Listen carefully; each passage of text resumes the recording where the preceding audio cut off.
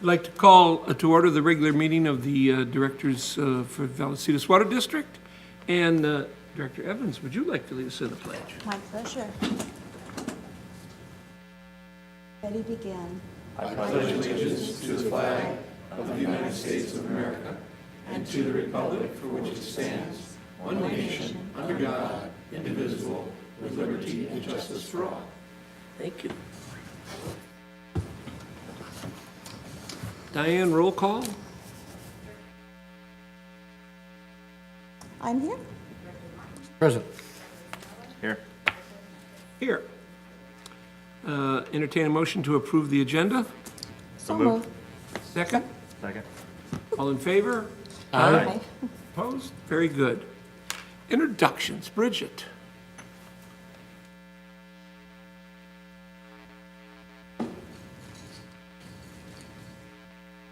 This feels very weird. Yeah. It's a new spot. I am here to introduce Vincent Gonzalez, who became a district employee on July 23rd in the position of Construction Worker 1. It was vacant due to a recent promotion. Vincent has spent the last 2 years at City of Del Mar as a utility worker. He is married to Daniela, and they have 3 children. In his free time, he enjoys being outside, hiking, and spending time with his family. Welcome aboard. Welcome aboard. And, yes, sir. Vincent, they say you were with Del Mar? Yes. Welcome for the upgrade now at Vallecitos. Platinum level. Exactly. Well, good. I was going to Any say, other- welcome, Vincent. It was nice to talk with you at the employee luncheon. Yeah. I enjoyed that moment. Very good. Well, thank Welcome you aboard, for Vincent. coming. Have a grand time here. You appreciate All it. right? Thank you very much. you. Thank you.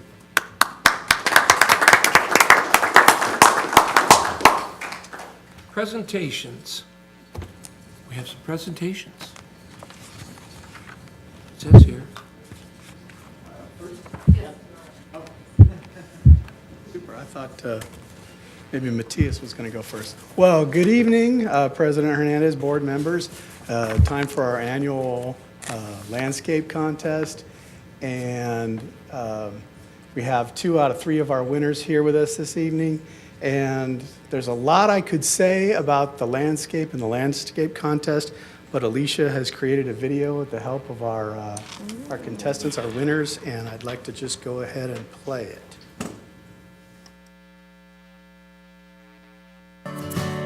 Very nice.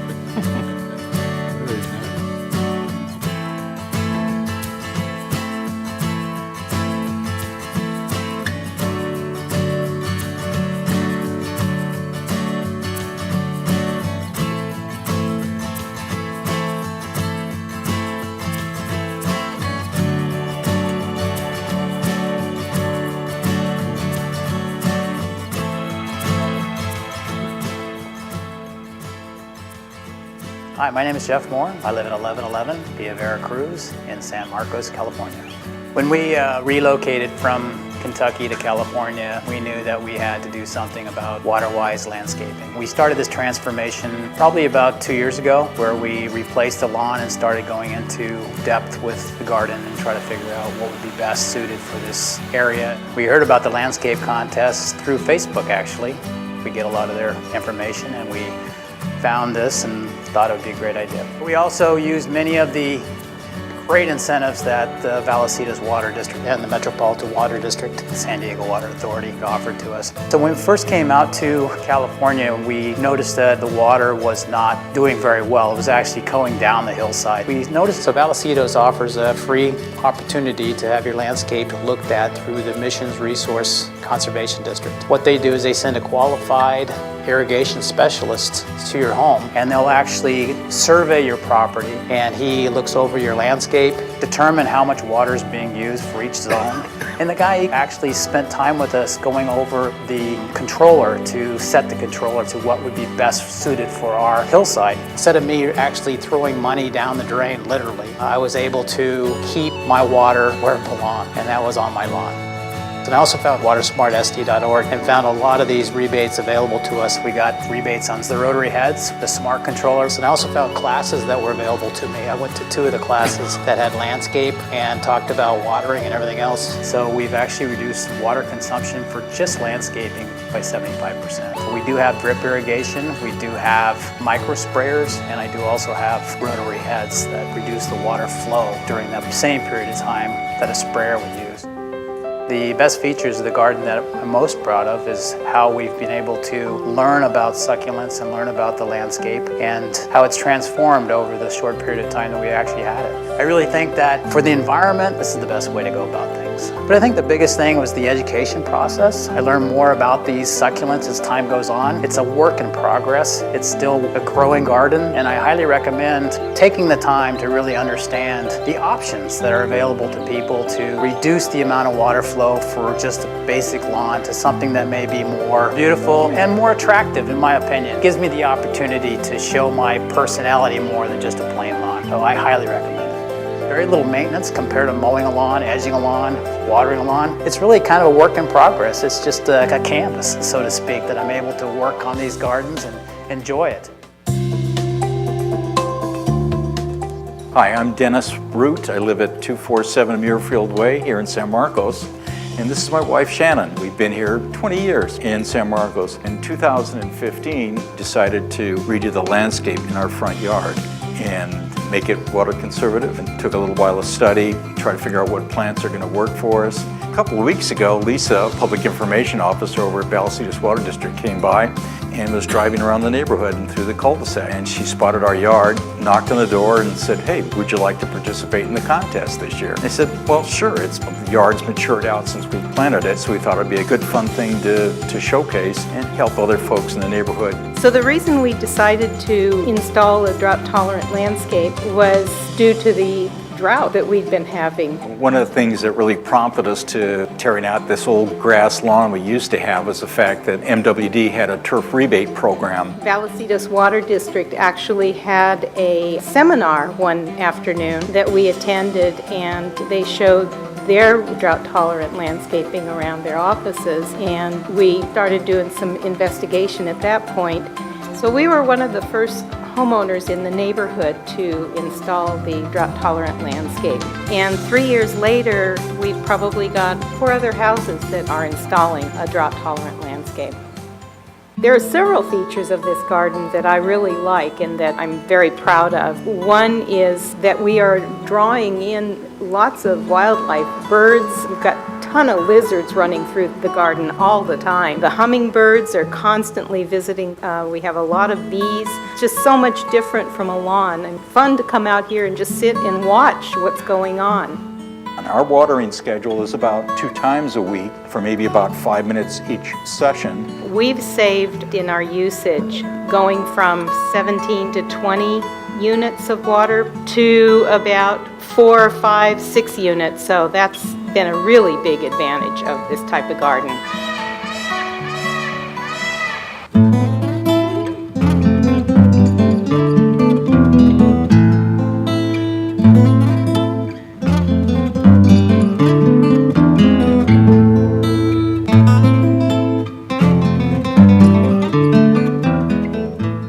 Hi there. My name is Rhonda Holmes, and I live at 1316 San Julian Lane, and that is in the Lake San Marcos area of San Marcos. We transformed our landscape in conjunction with a remodel we did over the past year or so. It was completed, I'd say, back maybe late January, and what we did was remove all of the natural grasses and thirsty plants, if you will, and replace them with some DG paths, walkways, and the turf, and plants that are much more water-wise, native, and drought-tolerant. The thing that inspired us most to change our lawn and landscape really was twofold. One, to make it beautiful and aesthetic in a way we like. Number 2 really was to be more water conscious. We see when we're driving through the neighborhoods, lawns that have sprinkler heads that are misting the streets, and we wanted to design a landscape plan in a garden that was smart and didn't waste water. Both of us are planning to live here in California and in San Diego County, North County, the rest of our lives, and we want to do our part to conserve water and hopefully encourage others to see that you can have a beautiful garden and a beautiful landscape without wasting water. I'm super proud of the work we did here at the house, in particular our efforts to stay very water conscious and use drought-tolerant native plants. I thought it was exciting and a fun way to show off the landscape and hopefully encourage neighbors and friends and other Vallecitos Water District customers to develop and maintain more water-conscious landscapes. The features of the garden I'm most proud of, number one actually is the artificial turf. I'm in love with it, in part because it uses no water. I have had experience with lawns, and lawns are very water needy to maintain a beautiful lawn, and using turf in place of a natural lawn I think is a super smart way to have a nice, clean, beautiful look in your yard without using any water. Well, this is our bioswale, and it's integrated into our drainage system. So water drains down through the spout into the bioswale and filtrates through the earth. The way the bioswale system helps with the storm drain system is it keeps water from being emptied into that storm drain system. I think what people don't realize is that all the pesticides and fertilizers and chemicals we use on our plants, if we don't do something like a biofiltration system with those chemicals, they end up leaching out into the streets, into the gutters, into, for example, the golf course here, which then end up in our oceans, lakes, and for example in Lake San Marcos. I don't think people really appreciate how all those chemicals end up there unless we do something smart and leach and filter them through a natural system like a bioswale or something similar. The only thing I do really to help against pests and whatnot is I trim back the plants. I allow really nature to do its job. The lizards that love the property because it's a more native, natural environment, they end up eating the little pests like aphids. I find that it's more efficient just to cut off diseased limbs rather than spray with a bunch of chemicals. And truth be told, when you plant native plants that are drought tolerant and are native to the area, they're so disease resistant that you really don't need to use anything for them. Since we transformed the garden, we have seen quite an increase in wildlife, and particularly birds, skunks, raccoons, lizards. The birds are the most interesting part of it, I think, because now I see them nesting nearby. We get red-tailed hawks, mallards, a bird nesting in our birdhouse here. So we've seen quite a change and an influx in more unique and interesting wildlife since we made the transformation. The most important message I would like to convey to other Vallecitos Water District customers really is you can do a lot in your yard for not much money to accomplish two things. One, make it really beautiful, and two, more importantly, to conserve water. You can replace natural lawns with turf. You can replace certain flower beds or shrub areas with DG, which comes in all different colors and looks. And you can have smarter irrigation systems that water on a per plant basis, for example, a drip system, as compared with something that sprays and wastes water. And all of those things are really easy to accomplish, and most people at any gardening center are happy to talk to you about it, or something like Hunter or an industry that sells irrigation systems are more than happy to educate us on how to accomplish those things. And it's really easy to do, so I'd love to see more people get out there and try to do their part.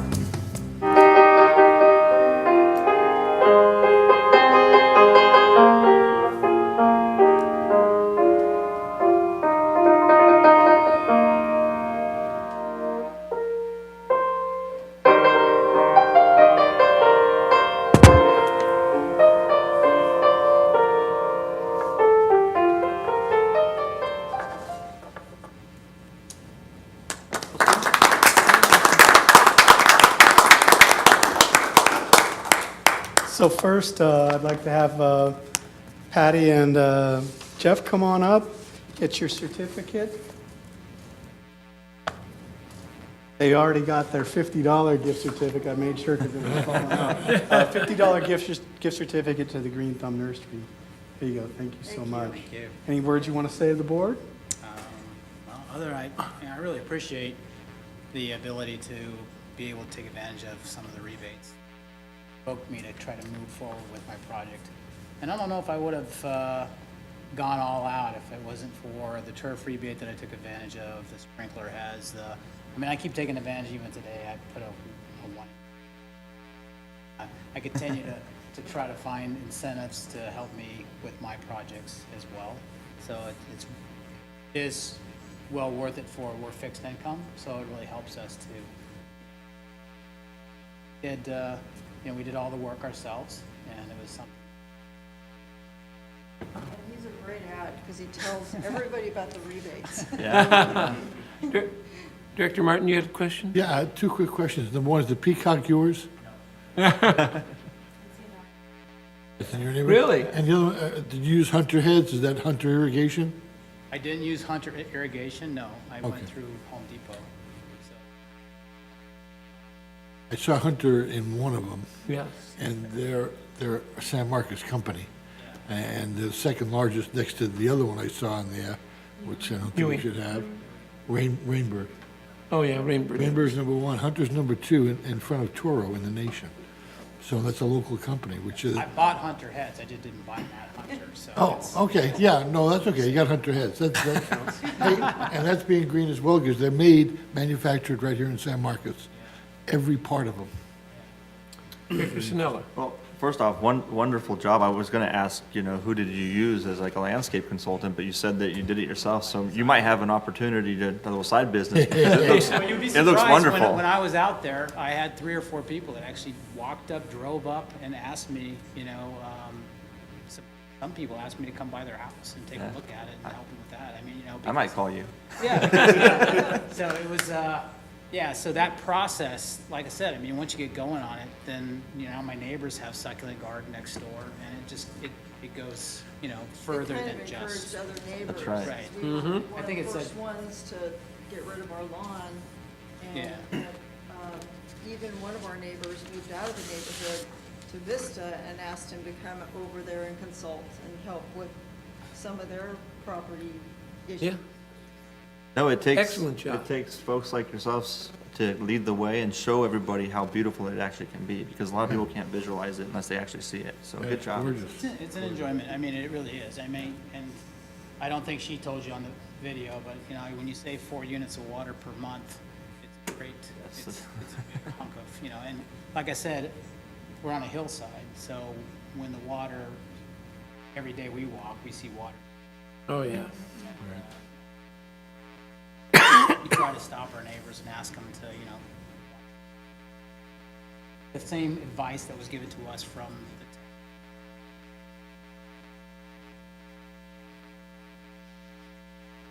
the now we have a smart controller, took advantage of patterns and everything else, and Yep. it's, probably saved 100,000 gallons of Director Evans? I had one question and then a comment. Where did you say you moved here from? I thought you said Kentucky, so this is quite a change for you as Yeah, no far water as problems in Kentucky. water flow and. We'll get 7 inches in a day. I know, so this is amazing how you jumped in and embraced the California landscape and the issues, and it's exciting to see you be such an ambassador for the cause, and it's wonderful that you're sharing that. I also wanted to compliment you on how wonderfully at ease you were in that video. It's an excellent, you did a wonderful tutorial right there on that, so really, thank you so much.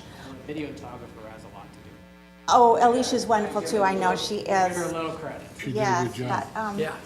that was just, you was like, oh my gosh, this guy looks like he's done this a few times. And I thought it couldn't have been from Kentucky, because what a difference. Well, I didn't start in Kentucky, I got relocated out. I was actually from Northern California when I first. But even so, that's a change and really Yeah. beautiful. It's a completely different landscape, completely different plants. I had to relearn all my thoughts going back to Right. Kentucky, because you have We were in frost and Kentucky everything else. almost. We moved back here, a whole nother set of range, different zones. Well, I hope we see you out and about in the I've been to community. Green Thumb. Green Thumb's excellent. They're Oh, very yeah. They're very helpful. In They're fact, one of that's our where I'm going. local groups. After I Excellent. myself a rain barrel. Thank you so much. Now you get to help advertise for it. Yeah, Oh, good. Thank you. good job, guys. Thank you again, very wonderful. And we have the Roots, Dennis and Shannon.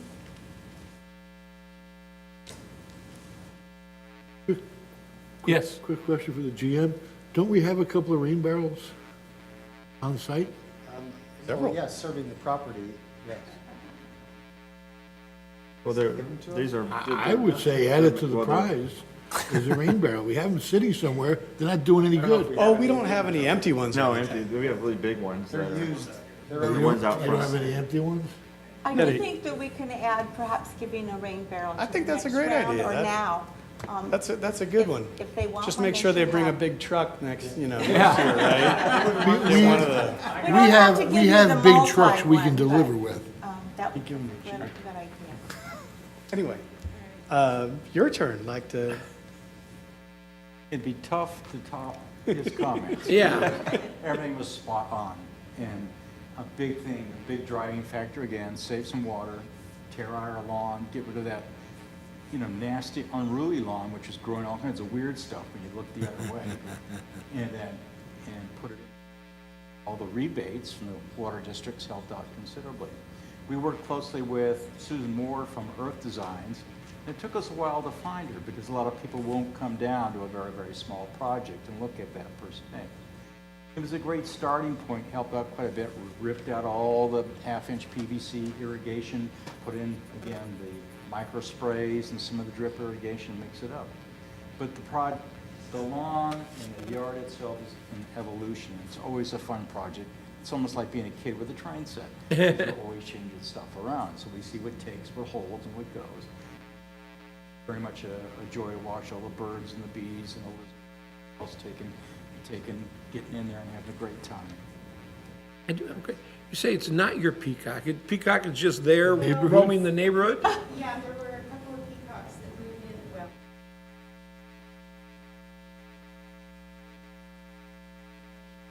What part of the city are you guys? I know that there's some there. Twin Oaks Valley. Okay. There's a lot of peacocks over by Carrillo and like right on the border of Carlsbad and. Yeah. Anyway. Korea's got hundreds of them. For a while. There was also a white one, an all-white one in the neighborhood. Wow. Where he comes from. But yeah, it's not as neat as you think. Yeah, no, they do. Very messy. There's some Yeah, very drawbacks. messy, very loud. And noisy. yeah. They're It very looks good noisy. on film. Yeah, very pretty, but. Yeah, that's funny. Yes? Well, go ahead. What's happening? I was just going to say that I've actually known Shannon and for quite some time here at Dennis, and I was really impressed when I saw them changing their lawn on my own. And you have made a difference in your neighborhood. And I think one of the things that's fun for anyone who's in this, changing your lawn, it's not like when you rip out the dirt when you move into a house and you lay down the sod and everyone goes, oh, you have a lawn, it looks great. It takes a little while for you to establish it and for it to establish it. And then, like you said, it evolves as you go along, and some make it and some don't. But I like what you said about being like a train set, because it's very fun, and your place looks astounding to me, and I loved seeing the peacock in it, and I thought, now, did Alicia pay for that? Because if it was at my house, it would not have been cooperative at all, and that was One thing really that nice. we did, I'd like to add. Actually planted Uh-huh. Oh, yeah. low-free meadow grass. Right. And we've chosen to let ours grow wild. Call it my Donald Trump hair. Swirly, yeah, but that has really helped in the back.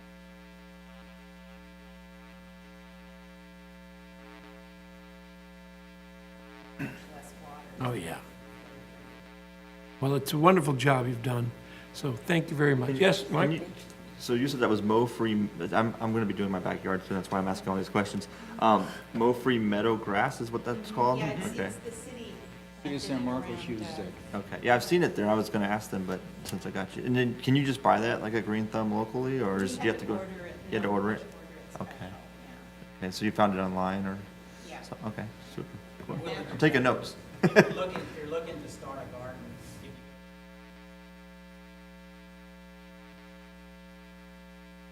Okay. so I mean, that's the beauty of.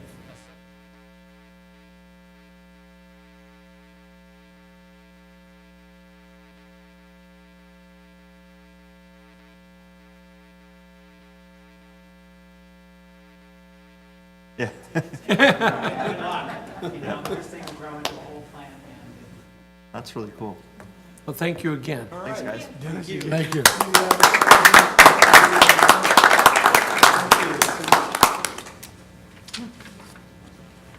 Chris, as an aside, have we found a way, rather than these things being seen here and then just dying, have we found a way to televise them along with all the other programs that we've done, the employee programs?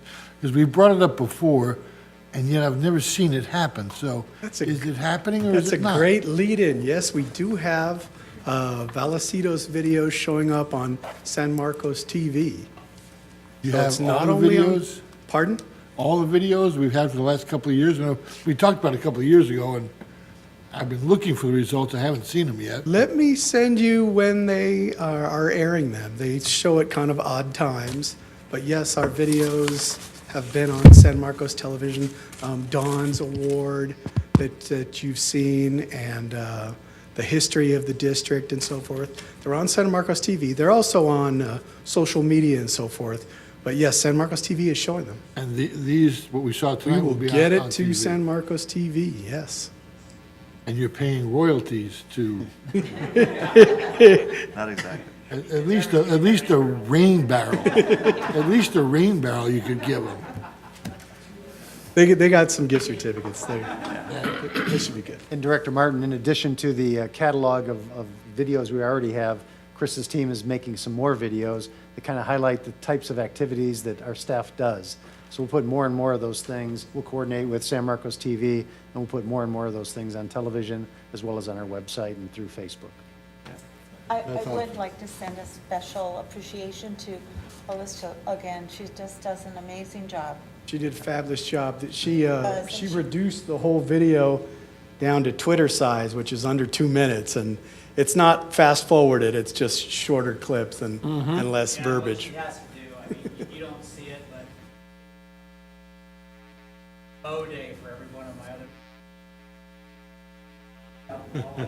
She's running up and down the street asking everybody to be quiet for like 10 minutes. And like cars are going back and forth, and she has to cut all that out. So you just don't understand what behind the scenes It's beautiful. so definitely is what.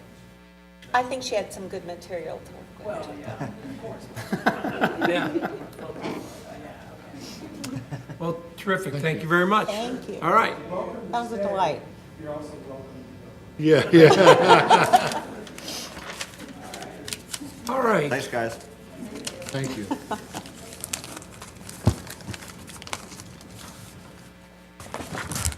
It says we're going to get an update, Is Chris gonna come back? Matisse? We are going to get an update. He's already home. I don't know if he's coming back. If I see him, I'll try to wave him, but I wouldn't mind, since we were talking about the videos, I saw a video that him and his team had posted today about the visitors from Iraq. Yeah. And I think that'd be really neat to share with the board and the community. If he's, I don't know if he's prepared to do that or not, but, The next maybe? I think it was really a neat video, and I think everybody would enjoy it. And I know not everybody is on social media as much as I am, so. I doubt it. Nobody's on social media as much as you are. Thanks, pal. That's all right. That's a compliment. Yes, sir. That's a compliment. Good afternoon, Mr. President and members of the board. I'm here tonight to provide an update on the boardroom audiovisual and lighting upgrades project. As the board may recall, on May 2nd, the board authorized the general manager to execute a contract for improvements proposed in this very room with Audio Associates in the amount of $243,349. The additive or alternate bid of $52,016 was not included in the construction contract. However, all of the infrastructure, the plumbing, conduit, power was a part of this base bid. The purpose of doing that was to support future expansion if the board chooses to do so at a later date. Manufacturing delays have affected delivery of a few key components to utilize the electronic voting systems, which you will have in front of you. The camera systems we're currently utilizing are previous cameras, and the displays that you have behind you. The current system is temporary, and it does provide basic presentation, audio, and video recording capabilities. In other words, the same thing that you were able to do at the previous board meeting is what you're able to do currently during this construction process.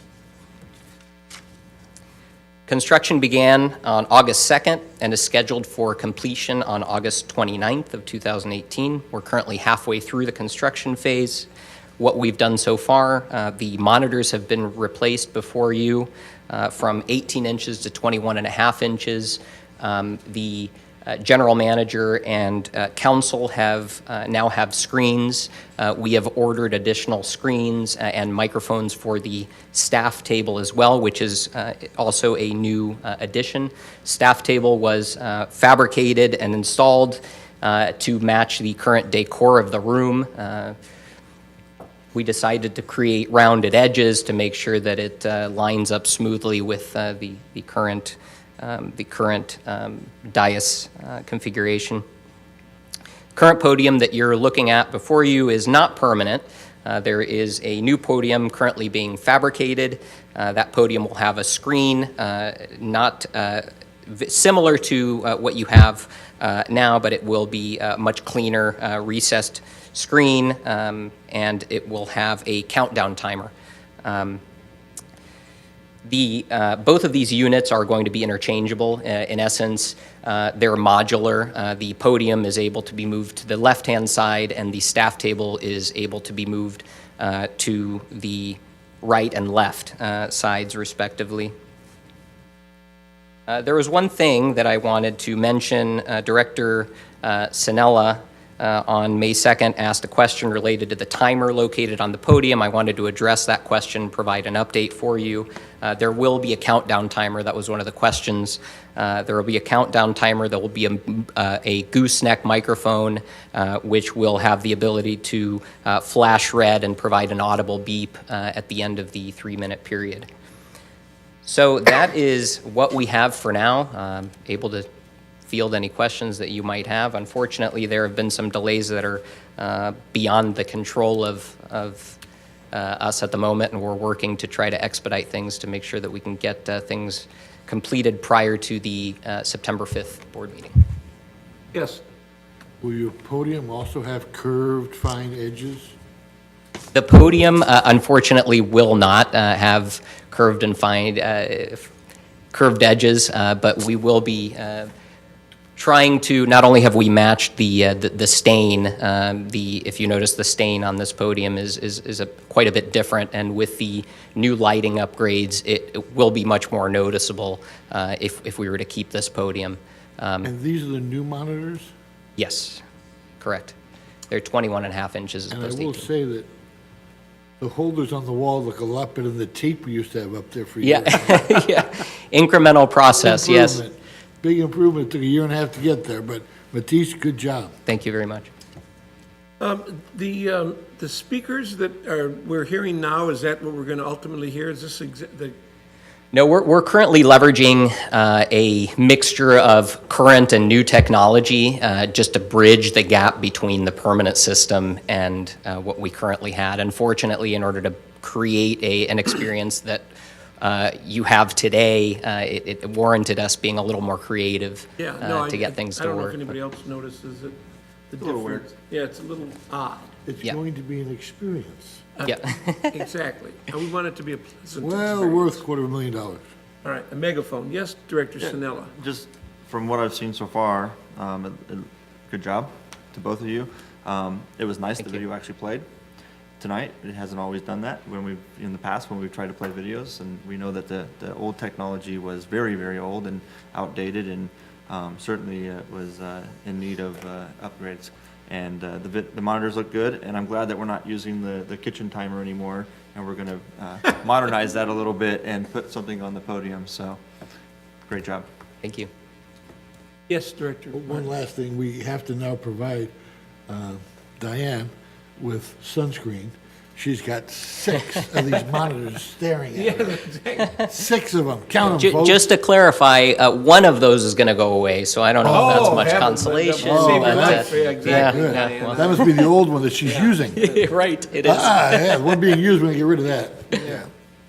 Workman's comp claim. Any other questions? Well, thank you, sir. Thank you. All right, Thank you. moving on. Public comment, Diane. What happened? He's preparing for the Okay. races. The consent calendar, I would entertain a motion to approve the Move to consent calendar. approve. Second. All in favor? Aye. Very good. Action items, 2.1, the construction contract and award for Rock Springs Sewer Replacement Project. This item will be the first at the staff table. Oh, look at that, huh? Well, Yeah, but he doesn't have a screen. He doesn't have a screen. yeah, it's okay. Incremental improvements. But aren't the staff going to be permanent during the board meeting, or are they going to just come up as necessary? They'll come up as necessary. They don't have to sit there all the time. But then public speakers could be over there, staff could be here. Oh, I thought you guys were moving there I to thought give you us more guys were going to room. be right there. So I did have, so that prompted another question. So is the podium, the new podium going to be all the way here to the right, or is it going to be still back in the middle like it It's was? going to be off to the side to free up the well in front of the board, and make it Okay. easier to take pictures and have people approach the board, as opposed to having something right in But the is it, middle. it's not going to be all the way over like that, right? It will be, Yeah. unless there's some Yeah, that- modifications. yeah. We're just trying to clear up that center part. And the podium will be mostly for the public speakers, and the staff table will be for staff and consultants and. Is the design kind of more rounded to kind of go with what's in place now? I mean, it just looks, it looks kind of, That's what I right asked. there. That's what I asked, because they're rounded over there, so it could be used on either side. That's an extra 100K right there.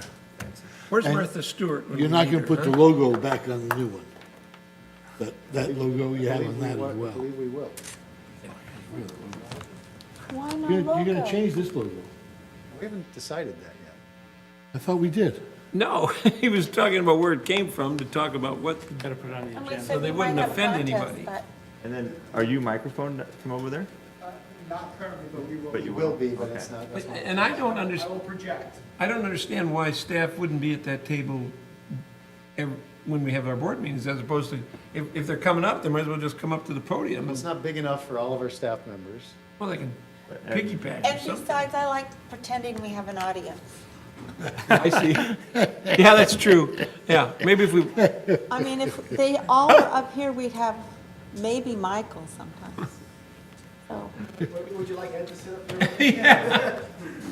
okay, All right, moving on. President Hernandez, members of the board, this is the Rock Springs Sewer Replacement Project, and this project actually has a fairly long history. The basics of it is it's 2,800 linear foot of existing 8-inch pipe that needs to be replaced, identified in our master plans. And way back in 2010, that board actually awarded the design contract to IEC for the project. But one of the things that is unique on this job, and term loosely, it's got waters in the U.S. according to the Army Corps. Behind the homes, there's a green belt. In that green belt, there's a swale. And that swale is a tributary water to Lake San Marcos, which is part of waters in the U.S. with the Army Corps. So it took us all the way to 2015 to get the environmental clearance to work in that area. From there, we knew that we had a project moving forward, and then it took us about 17 before we got the easements. One of the things that we're doing with this project is the existing pipe goes through people's backyards. Backyards into the stream, but of course we have to get easements through private property and also through nature way. With that, back in this year, we went out for bids with the project. We received several bids, 8 bids, and all basically close grouping with several bids being underneath the engineer's estimate. Low bid was Vertec Pipeline at $2.16 million. The second bidder, which is J.W. Fowler, actually protest letter. Staff and council reviewed the validity of the protest letter, and based on it, staff and council rejected the protest letter without merits. With that, staff also is going to be performing the construction management project, so we will be requesting today the board award an amendment to our design consultant for construction phase services, and that includes the biological, the archaeological, the different environmental conditions that were conditioned by the agencies to do during this project, as well as geotech and other specialty inspections that we don't have.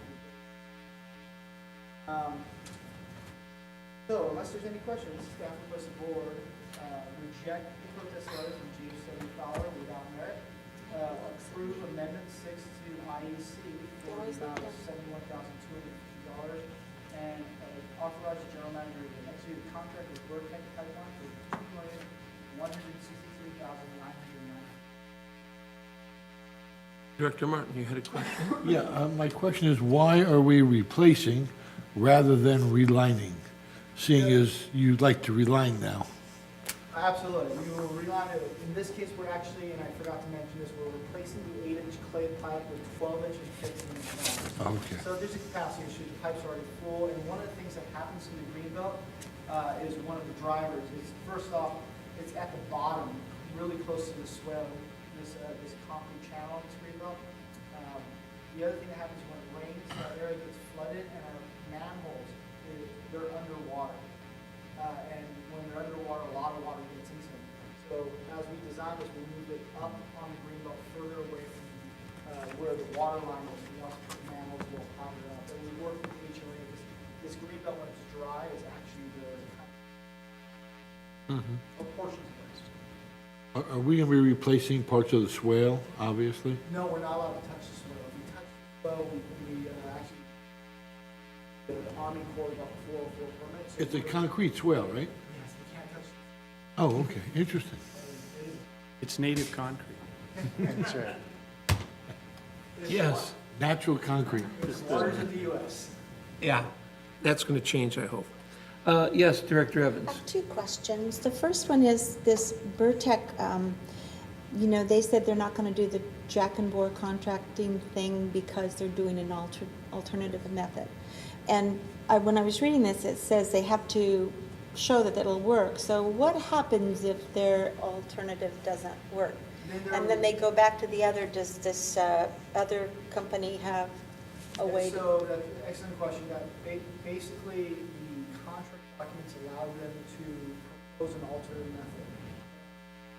In reality, almost every contractor would dig on both sides, the swale's about 3 foot wide, push a pipe through it as a sleeve, there's a tunnel underneath it, and they push their sewer line within that carrier sleeve. So that's the way it's done. However, Jack and Bore method is the robust method that we know that we have to get through if we don't have that expertise. But it is required of Vertec is to approve. The district has to accept the method. If it doesn't accept the method, they would be required to go out and get a Jack and Bore subcontractor to do the work as specified. And that would be their responsibility? Yes. Okay. And then I know, I was looking on this map and the little dotted spot where you're doing rehab on existing sewer, I think that's what it is. It's white and green striping, right towards the very end, heading towards Woodland Parkway. That area in there, I know the green belt, and then the green belt kind of disappears and it just turns into like a shrub and a sunken, I don't want to call it a ditch, but a lot of those homes, I know they've had repeated problems with it being flooded and being told it's your property, or if you give it to the city or something, the city can take care of it, but if you keep it as your own, you have to.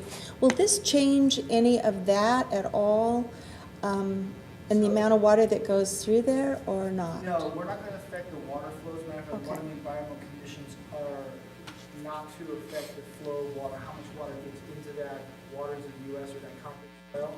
We can't hurt it, we can't do anything. Now, interesting about that little area, and I guess Director Martin is correct, we are going to be slip lining that little Right. trenchless, because that area with the vegetation, it's all that area is very narrow, and the bushes are much taller than I am. So that area we have access to both sides, and we slip line. Covering that area because it's so wet, we need a lot of water that leaches into it. I would imagine. So if you fix your pipes, then less will leach and it will flood more. Less will leach to our pipes, yes. Yeah. It will make its way through. The overvegetation in that area is what causes the flooding. Water moving out into that conduit structure. But that vegetation, the people aren't allowed to touch it either, are they? We're not allowed to touch it. We're not, but they can do whatever they want. I don't.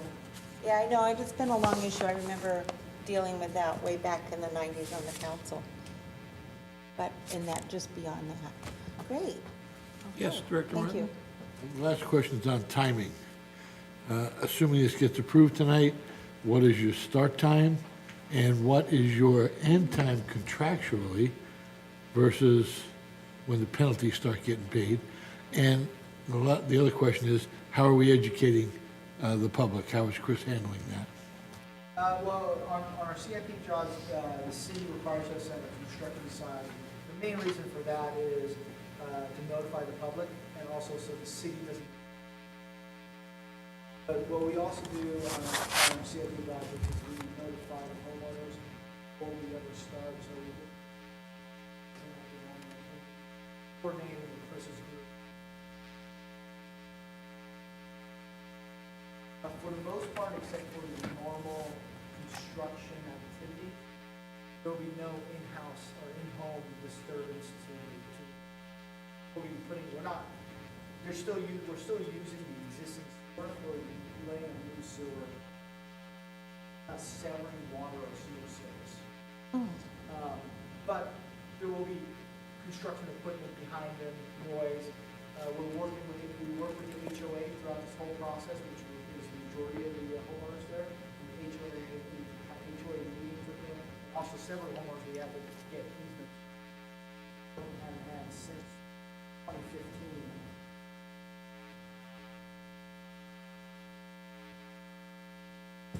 So we'll just be continuing that.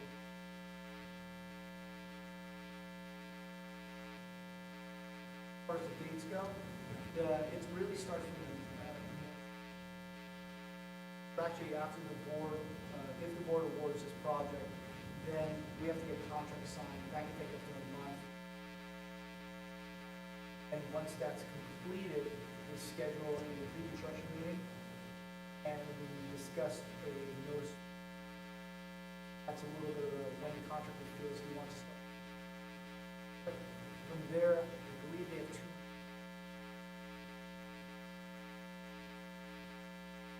So I'll come back to the general manager for the update on this job to let you know when that notice to proceed dated. Contract end date is. James, are those calendar days or working days? I believe it. But I'll come back with that specific.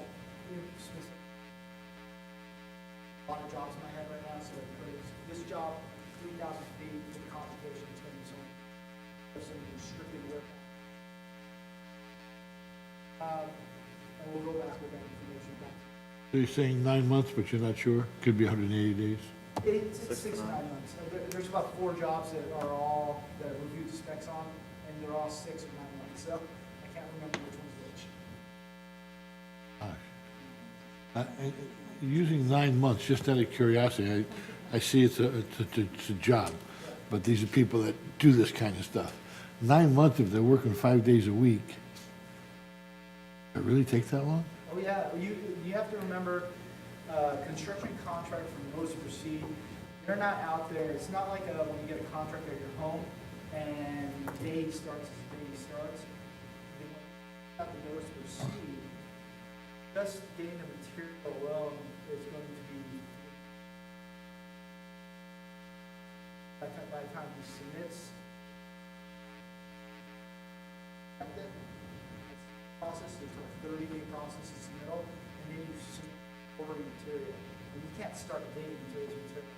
And as soon as right on time, 2 months is early, 3 months is realistic.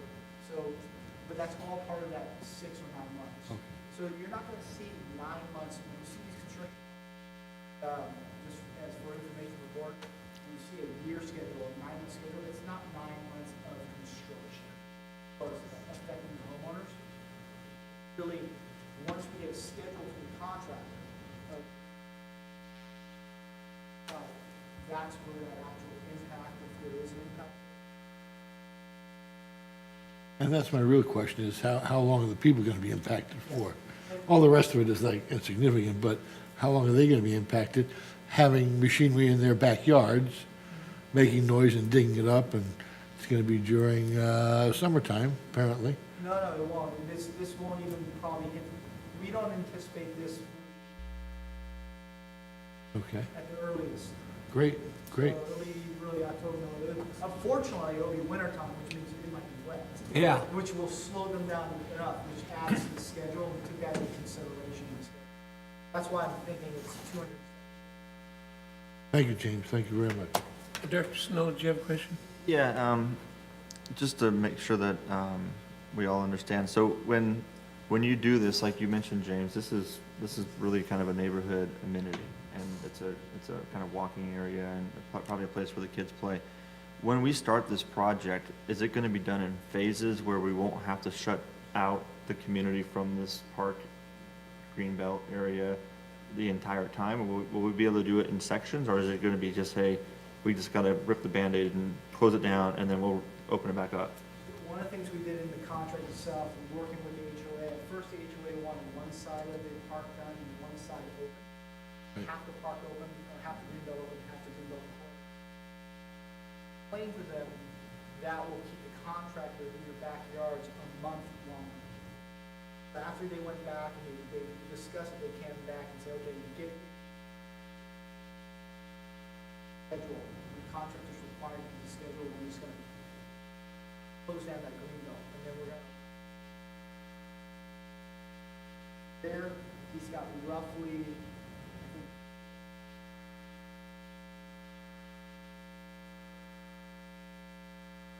That with the HOA, so they understand that from this. That was a better option for them, just close it completely, plus than to try and keep half of it open and keep.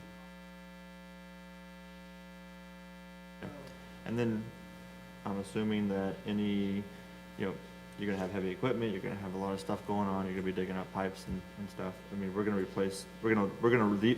leave it in either the same or better condition than when we got it. Yeah, so the HOA is expecting, and we're gonna be going through there, and once the contractor is completely done with that greenbelt area, we're gonna come back and do restoration. That's the expectation from the home. So before,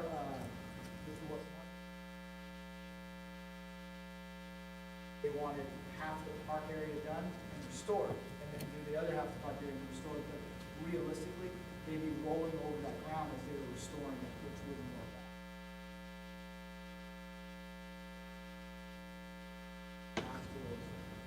Matter of fact, one of the things they're really happy with is they asked us to chop down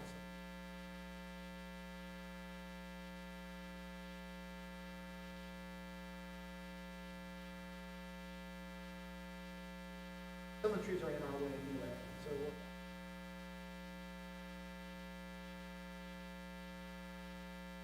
Director Evans, did you have a question? I just had one. Oh, you sound like you've done a lot of work. And this question, actually, I don't even know if you can answer it, is where we're taking this 8-inch pipe and we're going to a 15-inch and a 12-inch.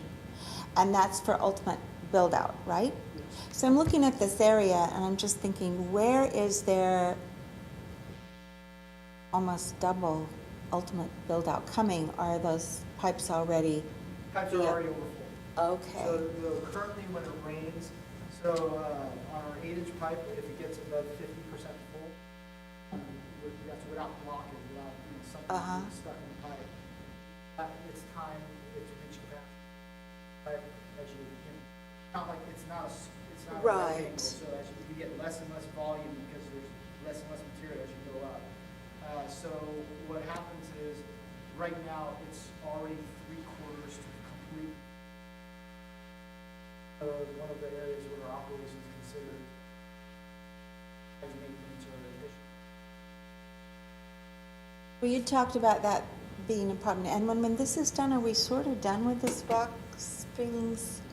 No, unfortunately, on We both still have- sides of the road, extending east,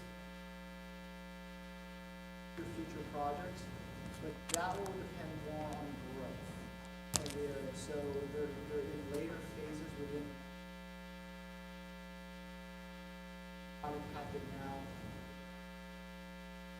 And also, this is where a lot of that inflow comes in. So when we do this project, we're going to actually, levels in the sewer are dramatically affected. We're hoping to buy more time, because those are the expensive projects. Called Rock Springs, Okay. Yes. Thank you for all that. Did you have any idea how deep the sewer pipe is? It's fairly standard depth, so standard depths are sewer 5 to 8 feet. You're not expecting to find any illegal hookups? No, we're not expecting to find any illegal hookups.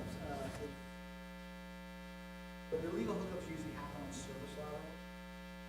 That's what still happen on. And then I'd like to move for approval to the recommendation, which is in 3 parts. We don't have to do it in 3 parts, do we?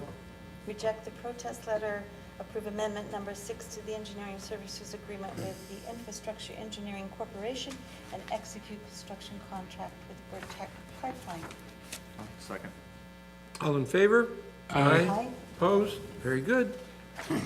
Item 2.2. And I'll just say on the previous item, with all the questions that were asked of the district engineer, Dumpel, I'm glad he was able to sit.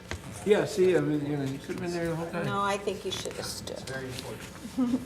Water Use Association Board of Directors called for nominations. Yeah, so it's pretty self-explanatory. Water Use has 2 vacancies on their board, and they're looking for nominations for anybody who's interested in serving.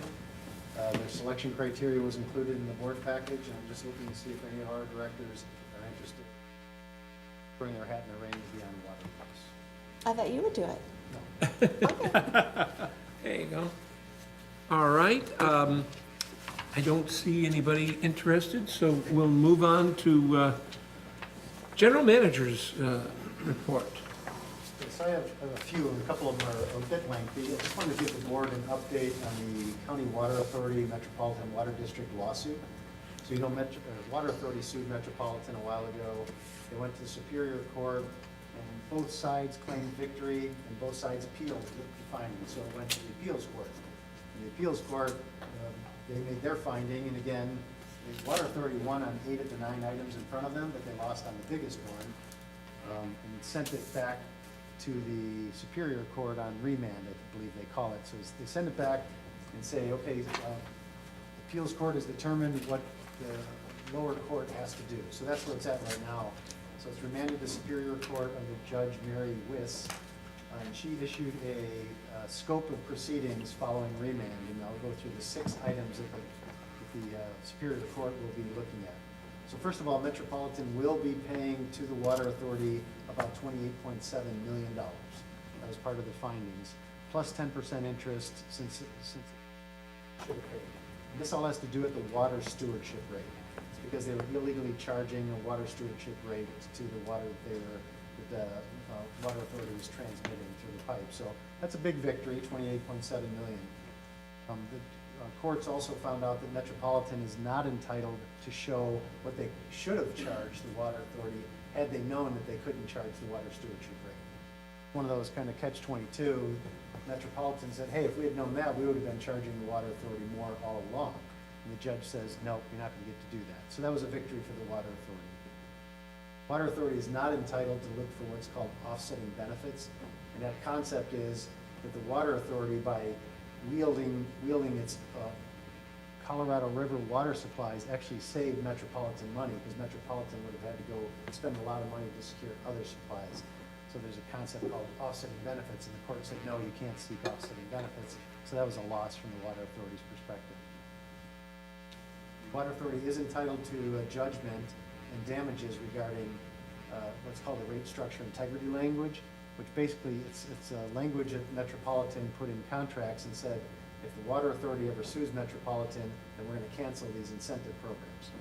So 2 programs that had agreements and that were canceled, so there was damages associated with those. So all the court said right now is you're entitled to damages, and we'll go through the court proceedings to determine what those damages are.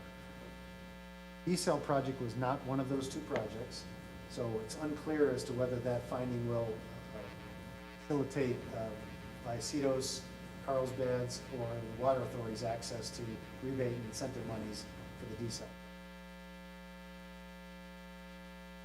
Parties have until August 31st to submit new briefings for the further proceedings, and the hearing, when it's held, will determine restitution amounts and the prevailing party and attorney's fees. So there's still a lot to go on this, but at least it's out of the appeals court, it's back in Superior Court, and it should be wrapped up hopefully pretty quickly. Keep in mind, this is just for the 2011 and 2012 rate case. So every year, or every 2 years, Metropolitan adopts a 2-year rate schedule.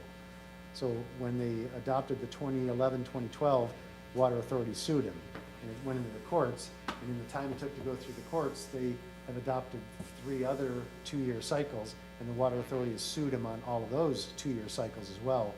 All of those subsequent ones after the 2011-2012 have been put on hold, so they're being told pending the resolution of this case, which will determine how those cases move forward. So even though this 2011-2012 may be solved relatively soon, there may still be a lot of litigation involving the rest of those. So stay tuned on those. So no clear winner. Water Authority won on a few, but the $28 million was a fraction of what they were hoping to get out of this. Questions on that? I'll move on to the next item. Next item is desal. So you may know right now that the desal plant actually gets its feed water out of the cooling that goes through the Encina power station. So they have what's called once-through cooling. They take in ocean water, they cool all their generators, and then they discharge the water back into a lagoon. And the desal plant tied into that discharge, so they got the hot water, which made it actually easier, a little cheaper to produce desalinated water. Well, the Encina power station is being repowered with a new, more efficient engine, and it's not going to have once-through cooling. Once-through cooling is no longer allowed in the state of California, so it's going to be air-cooled. So the determination is that the desal plant now has to build their own ocean intake structure. So there's costs associated with that. The original water purchase agreement between Water Authority and Poseidon anticipated this, and they said, hey, if things change in the future, Poseidon can charge more for water. The agreement basically says there's some generic escalators for like power and CPI, but on top of that, unforeseen conditions, the water purchase agreement limited over the term of the contract, the price increase could not be more than 30% and no more than 10% in any given year. So the cost of desal could go up by 30% for unforeseen things, this intake being in that category.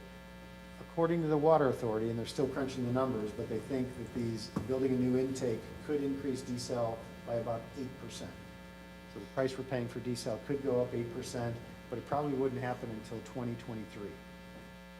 Poseidon has to be going through permitting, design, construction, and the water purchase agreement says you can't increase the price until it's operational. So that will probably be in 2023. That'll actually be getting close to the point in time where this board has to decide whether they want to continue their desal purchase, increase it, or maybe stop taking it. So I don't need anything from the board right now, but as time progresses and we get better information on the cost of the desal, 5 or so years from now, we'll be starting conversations. But just want to let the board know that this is taking place. It was on the Water Authority agenda at the last meeting, and they discussed it there. Yes.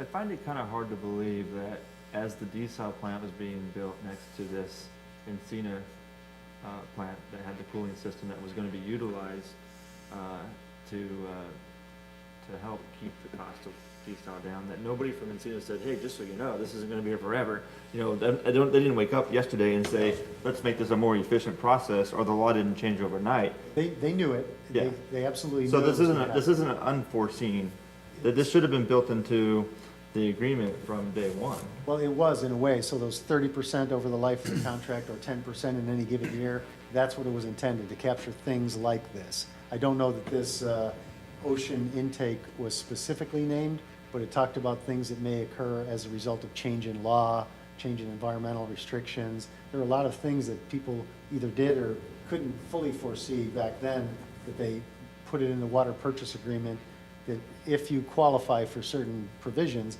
that Poseidon could raise the price of desal water. If I could add to that, I know a couple times I've spoken about the intake out thing that's going on and the difficulty we're having.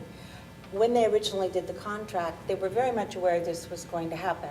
They didn't exactly have a timeline for it, but nobody really knew where it was going to go and what was going to be the expectations. So when he says unknown, it's not that the event is unknown, it's unknown what the consequences of that event will be.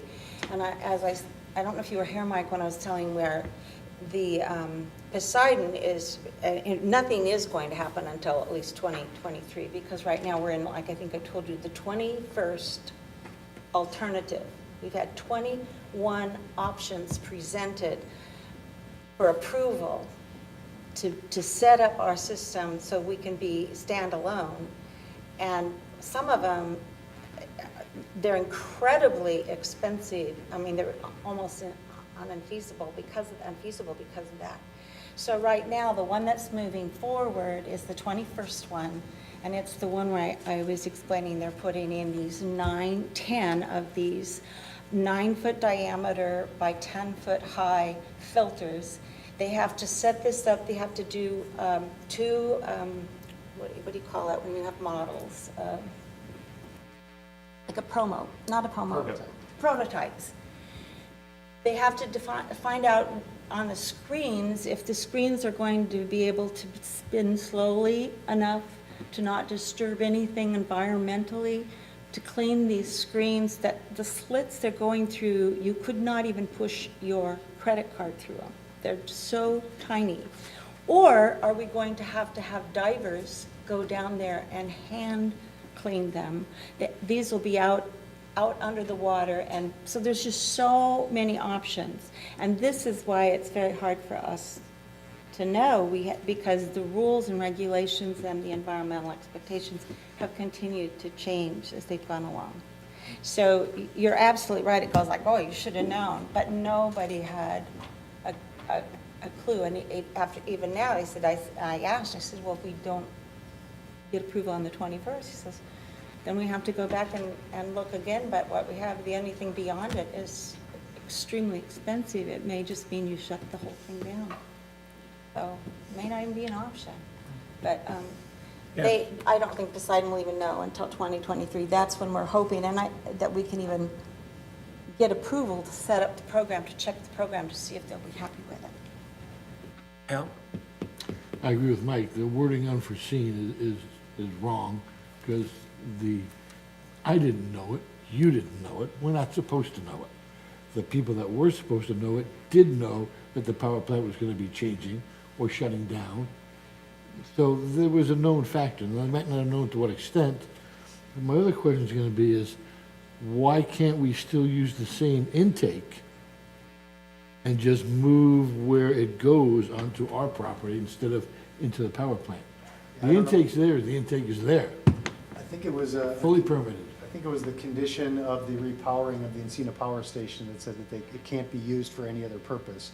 When Poseidon tied into it originally, they knew that they were tied to the future of the power plant. They didn't know when it would be repowered, but they knew that if the power plant went away, that they would no longer have access to the intake.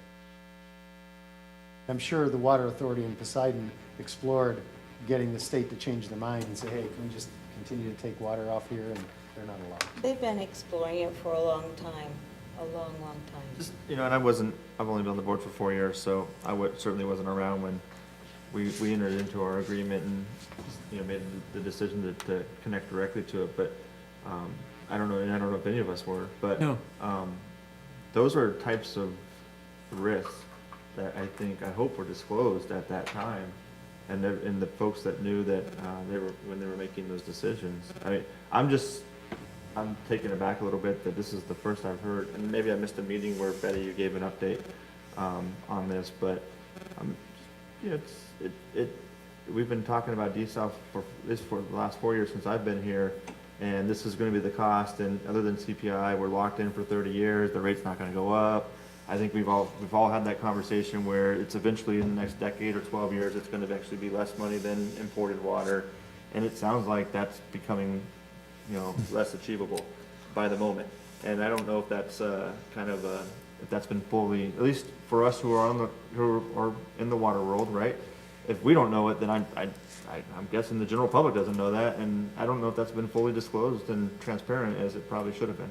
And it's nobody here's fault. I'm just, you gave an update, so you have to hear the response. So I know it's not your fault, but I'm just I will say a the little surprised by it. 30% increase was in the original agreement when it was signed, though, by whoever. They all knew that there was an opportunity for it to go up 30% over the time period with no more than a 10% increase. So the prior board knew that. They may not have known what the items would be that could make that happen, but I mean, that's like your built-in contingency plans. You don't know whatever, but that was in the original plan. Yes, Hal? A quick question, okay, the 30% maximum increase was for a time period? It's over the term of the, And do we know what that term is roughly? I think it was 30 years. Okay, so over 30 years, it can go up no more than 30%. Well. Is that what so you're saying? Forget about the 30% for a while. The price could go up because of escalators. Power costs go up, there was an escalator for that. There were some CPI provisions, so we knew desal water was going to go up at a predetermined rate. On top of that is when we're saying 30%, it could have gone up 30% more than it would otherwise be over the term of the contract. But I would think that those are answers, especially in our position, that we need to know pretty fast. We're looking at a strategic plan. How do you put together a strategic plan when you don't know what the future's going to be? You don't know if we're going to be able to double the amount we get from there or not, if we're going to be able to afford it or not. Or even have what we have now. Yeah, we'll get rid of what we have now and let's all start looking for groundwater, get our witching rods out and look for groundwater. I mean, you got to have answers. Luckily, we don't need to have them now, so. Pretty soon. It's going to be 5 years before this cost, if it is that 8%, before it may hit us. And in that intervening time, we'll have a better picture of what's happening with other water supplies, so that when they're at the 10-year initial term of our water purchase agreement, we can decide what we want to do. Do we want to stay taking desal water and paying it as a local source, or do we want to stop doing that and just take it as a blended supply through the water quality system? Very good. Any further questions? All right, thank you, sir. I have one more item. Oh, real sorry. quickly.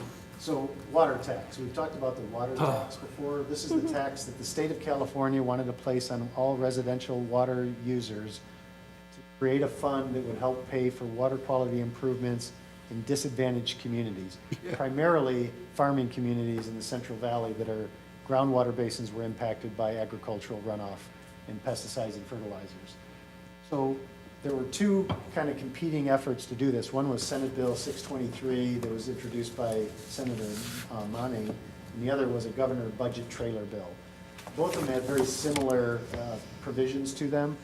They had two basic funding sources. One was to hit the producers of the fertilizer, make the polluter pay, and the other was to tax the residential customers. They got a huge pushback from all the water districts and customers, Vallecitos included. We protested it, and both of those kind of died. We're nearing the end of the 2-year legislative session. It ends August 31st, and it's rearing its ugly head again, kind of a last push. And they've done a few minor modifications in the water tax. They still want to go after the polluter, and they actually want to try to get a little bit more from the fertilizer industry. That's a good thing. Second is they identified the approved state budget had $23 million set aside for water quality improvements. They want to try to get some of that money that's already in the budget and apply to this. That's a good thing. And the third thing they want to do is they want to modify the water tax. And what they want to have is a required voluntary contribution. So if any of you can help me figure out what a required voluntary contribution is, I'd like to know. Basically, what they want to do is they want to include the water tax on everybody's bill, but the people can opt out if they want to. Clarity of how you opt out and how often do you have to opt out. Is it a one-time opt-out? Is it an annual opt-out? Do you have to opt out monthly on your bill? We don't know. So administratively, it's going to be very difficult to manage. But the state's trying to find a way around this, the legality of requiring it, because there's Prop 218 considerations and other legal considerations. So they're calling it a required voluntary contribution, which is interesting.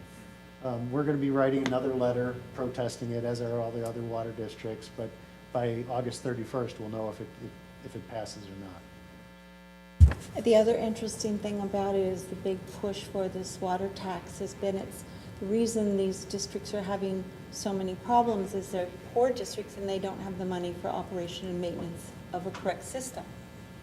And the push is we want to do O&M, but in this current bill that they're trying to tag in, they are also tagging on it that the money could go for construction, education, domestic wells that need help, all these, just the O&M has kind of disappeared out of it.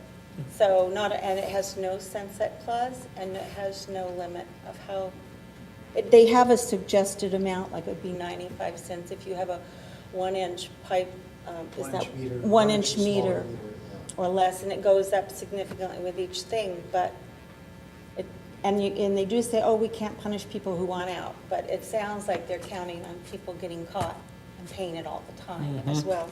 It's just very deceptive. So I'm really, yeah, very. So it will be very exciting to put in some letters of protest to anybody and everybody. Yes, and we will be. So that's all I had. Very good. Water Authority update. Did you skip legal? Or I'll go. Oh, I'm sorry. That's fine. I'm sorry. We have a legal counsel.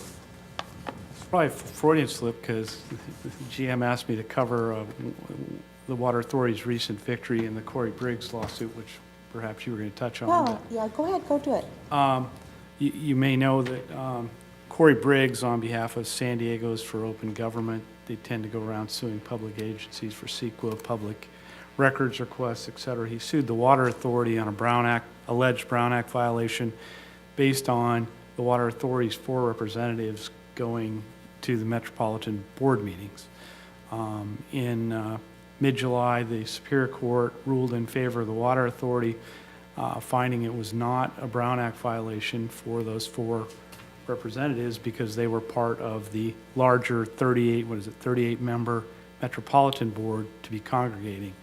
So under the Brown Act, for there to be a meeting, I think I discussed this months ago on serial meeting issues, there has to be a congregation of more than a majority who are discussing, deliberating, or taking action on an item outside of a public meeting. And that can occur in serial meetings where, one person would talk to, I'll use Glenn, the GM, say, hey, I think this is a good idea. Why don't you talk to Director B and C? And then Glenn talks to Director B and C and says, Director A thinks this is a good idea. And you got a serial meeting because you've deliberated and discussed. We always get the question, okay, what are the exceptions to the meeting rule? Because there are often times when there are more than a majority of you together at meetings. There are basically 6 exceptions.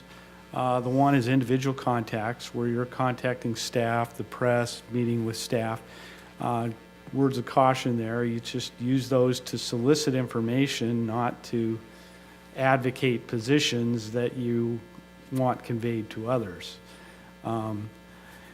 Because that does create a serial meeting issue. The second is where you go to conferences such as Aqua.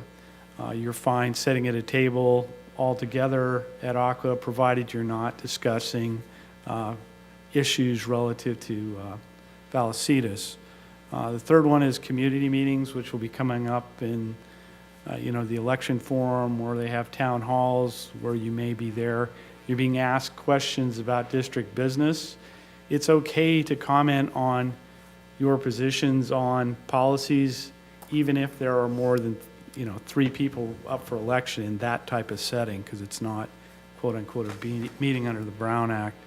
The other one is where you would attend other legislative body meetings, and there may be more than 3 or more of you there at another meeting. It's not your meeting, provided you don't discuss district business amongst yourselves at that other meeting. It's not a violation. One that often comes up, place I haven't seen it here yet, is standing committees. So a committee of the board is something less than majority. Now, if you want to go to a committee meeting and you're not on the committee, so there are 2 of you there, a third one shows up, it's not a Brown Act violation, provided the non-committee member there is just there to observe. You don't comment, you don't try to influence the discussions or what's going on there. So you can observe, you can attend those committee meetings without creating a problem. And the last one is social events, where you attend things. And all of those are under that umbrella, provided you don't get in the corner, 3 of you, and talk about district business. So that's a report on that. I guess the other issue was relative to the tunnels, and that there was a delay in the informational hearings last week to present amendments to the state water contracts, which is delaying those. Report on that, I think the Water Authority did write a 3-page letter requesting the postponement of those hearings. So that did occur last week up in Sacramento as part of Wild Water Week. Was. Okay. All right, now, I think you've really covered it really well. I will say on Thursday last, there was a special meeting by the Water Authority where we discussed the water policy decisions we wanted to make. There's been confusion. No one wanted, it's never then been that they didn't support fixing the delta. They just didn't want to support something without the cost analysis done. And when Metropolitan did its vote and voted that they were going to take over supporting it as part of Metropolitan, of course, the Water Authority is responsible. So whether we voted no on that decision, which we did, it passed. So the policy we were setting up was to ensure that we support a water fix. But we are still going to argue and resist anything that puts an unfair load on the Water Authority in particular, not just all the districts, but any in particular. And the thing with the, for us is if the Water Authority gets hit with it falling, that cost going into transportation fees instead of supply. Normally, a project up there has always been considered a conservation project. That's how the Delta Fix has been presented. And historically, conservation projects fall under supply costs, and they're divvied up very equitably amongst all the people, all the agencies. If it falls on transportation, it puts a very heavy load on a limited number, the Water Authority being one of them. So that's where the Water Authority is the policies we set up so we could all talk and lobby, and with the thing is we don't want it to turn into an argument that we're bashing Delta and we don't want to help. It's more like everyone needs to hold their fair weight. So that's going to be an interesting one. But the whole thing is, with everything going on, I was also going to say on Monday, I chaired the JPA Water Conservation Garden quarterly meeting, and we finally reached an agreement. We have a beautiful new JPA agreement, and it's for the members so that we can move forward for 5 years in a peaceful manner and know what proportions each of us are paying. And in that, I'm talking about the Water Authority, not us personally. And we have our operating agreement, and then we have the exciting thing coming up in front of us, the executive director is retiring. So the next big thing will be helping to select a new executive director for the Water Garden. And I know it's a long ways down there, but if you ever get down there, they are doing amazing things down there. They really are. The new, he's the horticulturist, I believe. It's not his title, though. He's come in from the San Diego Botanical Garden. He used to be at the garden a long time ago. He's really doing a great job. If you get a chance, it's really amazing. And they're doing a really cute exhibit, they're gonna call it, they're gonna turn it into the watershed. They've just built these little cottages out of sheds for different things. They're gonna have one called the watershed, and then inside, they're going to have displays where it shows all the different kind of watersheds in California, so the kids will see it. So that was really cute. But what I wanted to say just for fun was, last month, there was, I don't know if you see the Water News Network on the social media at all, but it's the San Diego County's Water Authority site. And they had this thing about the Water Authority was a winner at the skills competition, which is when the American Public Works Associations has one of those skills competitions to see what they can do. And they were sort of boasting that they had, well, one, they had an employee who became master operator for 2018, which means he did all the activities for the least amount of combined time. And the activities included, I don't know what his all are, but the categories were backhoe operators, skid steers, wheelbarrows, a sign assembly challenge, and one more. I'm going to forget. But so the Water Authority was saying that they got that first. They were excited about that. They got 1/3 place in the 4-man team competition. But after I read the details, I think that's because Patrick Barrera, that used to be our employee, had learned great teamwork from working here. So I think we should get a little credit for that because he was on their team. The first place in wheelbarrow skills was completed in 62 seconds and went to someone at the Water Authority.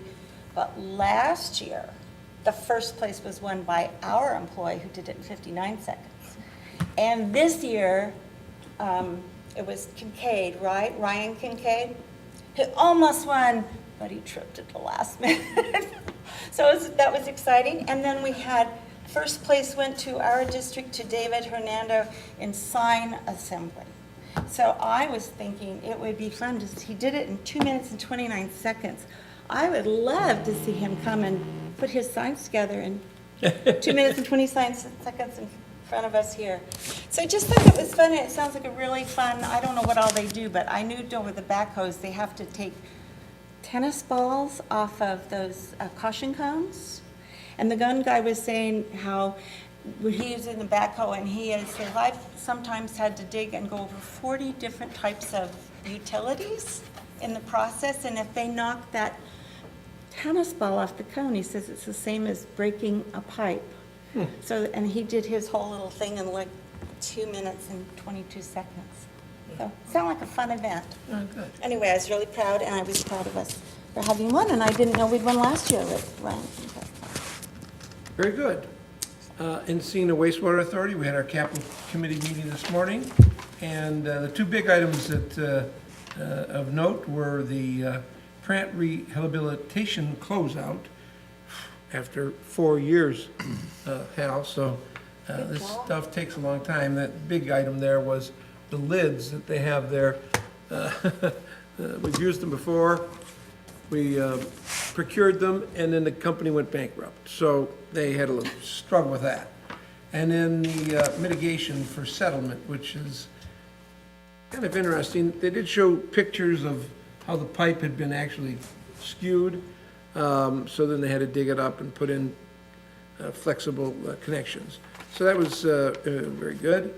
And I think our general manager went to the Policy and Finance Committee meeting. I did. I filled in for Director Elitharp on August 7th at the PFC for EWA. There are 3 main items. One was the biennial review of the conflict of interest statement.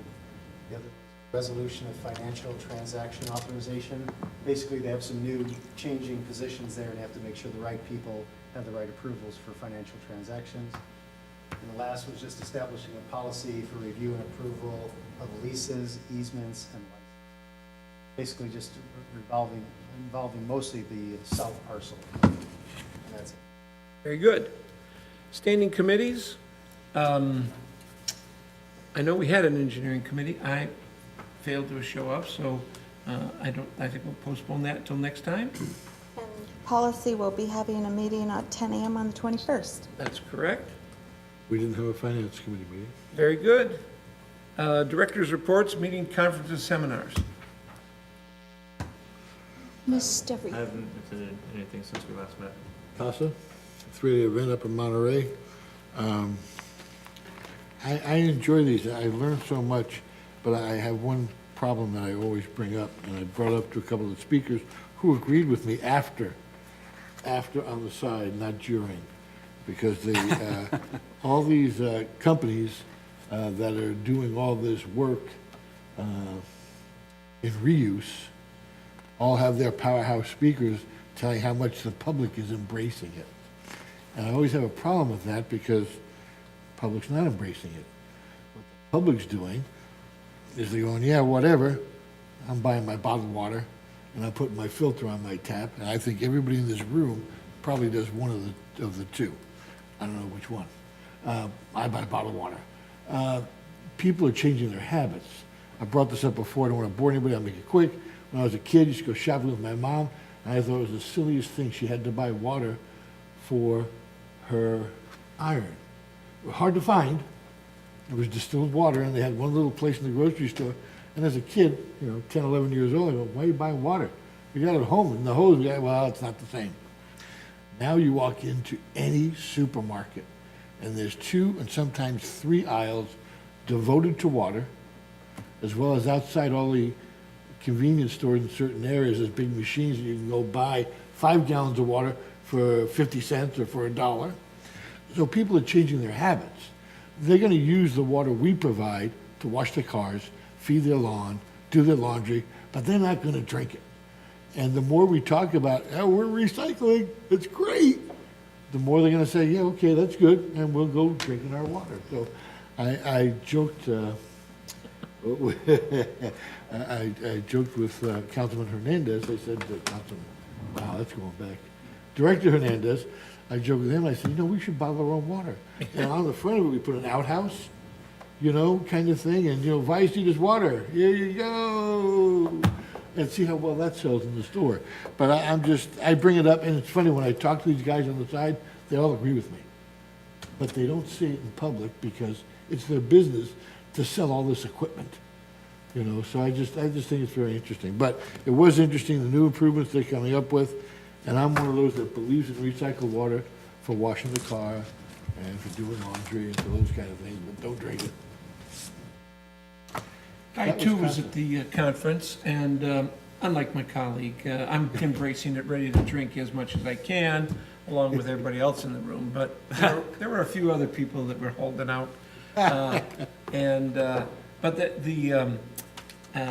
Ageria, I think is how you pronounce that company name, they have a digester that they're doing pilot programs with that will increase the capacity of the digester tanks and allow for more production of gas. And what was rolling around in my mind, I know at Metal Arc, we're tapped out, no more room there. So maybe this is something we could look at to see if that has any benefit for Metal Arc. Good conference. I did stay at the end too. I always enjoy hearing what the lobbyists say about the politics in both Sacramento and Washington, D.C. Same as we hear on the talking heads on the TV, but a little more insightful. So it was a great conference. I recommend we attend every time. So that was the latest there. And dinner tomorrow for CASA. CSDA. CSD. Yes. No, I have been unable to attend many things. Very good. Meetings, North County, San Diego North County EDC Symposium Fair in October, and I suspect we'll attend or individually, whatever, so that's a notice. Future agenda items, ladies and gentlemen? Quick question, Mr. President. Yes. On the SNEDIC, October 10th, I'm assuming that we get the tickets through Vallecitos? Yeah, I believe we'll just need to know who's interested. Yeah. So we just tell Diane? Tickets, yeah. Okay. Okay. Just want to make sure that that's, the last time we went to, we had to pay for, I think both Jim and I stuck in. So it didn't cost, well, actually, I was invited to a table. Once I got Cost there, savings, man. once I got there, they said, you're not, like, I don't have, you have to go buy a ticket. They said, I'll just come and sit at our table. So it was a good thing. Yeah, crashed it. Anything for future agendas? Yes. Yes? I know about a month or two ago, we had a presentation on solar, a synopsis of what's going on with it. And then I read, might be in the minutes, I don't know, something about, we're not gonna really see this happen until 2020. It's like, what is taking so long? Are we gonna have this come back forward pretty quick? I mean, it was pretty well wrapped up at the time, I thought. A few questions we had, but that was all. You're talking the district-wide solar project? Yeah, which I'm very excited about at this time. However, who knows? You know, solar might go up in price. It's not agendized, we can't talk in any great detail, but maybe, James, if you can just give a real high-level summary. George Martin, we want to enter